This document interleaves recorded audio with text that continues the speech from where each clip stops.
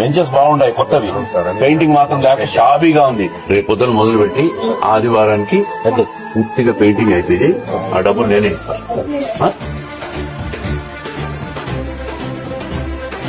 సొంత డబ్బు ఖర్చు పెట్టి పెయింటింగ్ చేసి పిల్లలకు మంచి వాతావరణం ఇవ్వాలని చెప్పి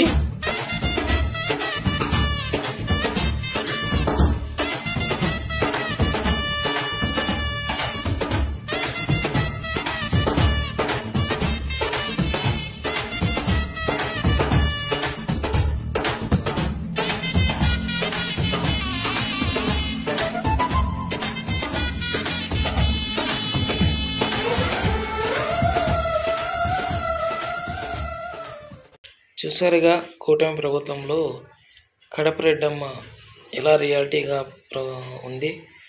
అలాగే మిగతా ఎమ్మెల్యేలు ఎంపీలు కూడా ఇలా ప్రతి ఒక్క విలేజ్ విజిట్ చేసి అక్కడున్న స్కూళ్ళను ఇలా బాగు చేస్తే వాళ్ళ సొంత